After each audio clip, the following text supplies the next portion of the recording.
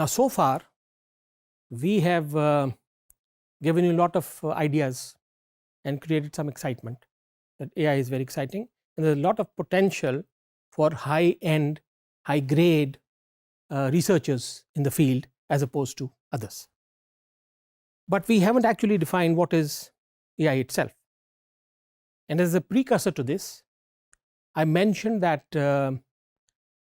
several people have been looking at intelligence and then correspondingly artificial intelligence, and each of them have given their own perspective to things. And therefore, you'll find a number of definitions across the board if you look at literature or books or in the market as well. And each one likes to use his or her own perspective. Fair enough. But at least we need to know how they compare and contrast with each other. In the figure, if you look, we've created a table. In the table, we have given 8 separate definitions. And the definitions on the top, in the first row, are concerned with the thought process. The thought process, as well as reasoning and behavior. Okay? These definitions address that, and we'll come to that. The definitions in the first column or the left column, they are concerned, they measure success in terms of how close the performance is to a human performance. Whereas the ones on the right measure against an ideal performance, what we typically call as rationality. So as you can see now, by comparison, human performance versus rational performance. And what they're trying to imply is that not all human beings are always rational. And of course, implying that the best performance is a rational performance. But this, once again, may not always hold true. So system is rational if it does the right thing, given what it knows. It does the right thing, given what it knows. Another thing is, what is the right thing? And once again, because we're dealing with human beings, we're dealing with real life, putting a stamp on something that is right is not always possible. You may have a number of several options in front of you, all may seem correct in their own way, and each one supported by a particular school of thought, but not sure which one to use. Anyway, so I'll just read one or two just to give you an idea.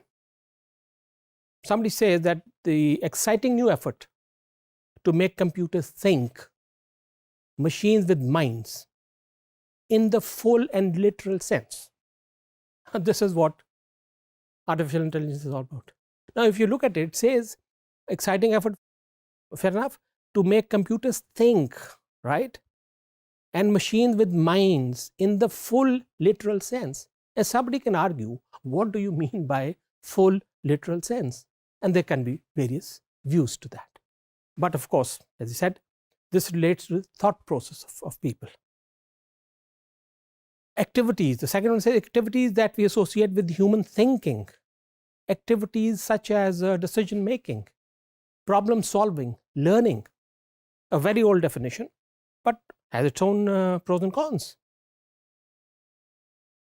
Looking at the right, thinking rationally. So on the left it says thinking like humans, on the right thinking rationally, and I've given you a slight difference, comparing between these two. So AI is the study of mental faculties using computational models. Okay, how to model and then compute them through computers. And then a study of computations that make it possible to perceive, reason, and act. Okay, another big definition, about 30 years old. If I come down on the left, this relates to acting humanly. The first line related to the thought process. The second line is acting humanly, the act of creating machines that perform functions that require intelligence when performed by people. The study of how to make computers do things at which at the moment people are better. Now if you ask me, I really like this one. It says at which people are good at the moment. So this thing at the moment means yesterday it was something else, day before yesterday was something else, tomorrow it something else, and day after tomorrow it's something else. So this is kind of time dependent. This is time dependent. And this really means as machines catch up with the quality of work that humans do, you move the definition. And according to some people, definition of AI is a moving goalpost. And with the passage of time, it's going to keep on moving forwards, and you're trying to keep kind of catching up. And then, of course, acting rationally. AI is concerned with intelligence behavior in artifacts. One of the most important ideas in acting humanly is what we call as a Turing test, created in 1950s by somebody called Alan Turing. And he designed a test by which a human being asks some questions to a machine, plain simple English, and then get responses in return. The person who's asking questions to this particular machine, if he's unable to distinguish whether the responses coming back from that machine are from a real human being or a machine which is behaving like a human being, if he cannot distinguish, then we can say that this machine, is artificially intelligent. So many years ago, half a century ago, somebody created a very high-level definition of what it requires to be known as intelligent, artificially intelligent. And then this was the first operationally kind of definition which could relate to actual items, what we need to do. Now, there have been people who say, all right, let's look at the behavior of a machine that we say is intelligent. However, Alan Turing, the Turing test, identified 4, 5, 6 different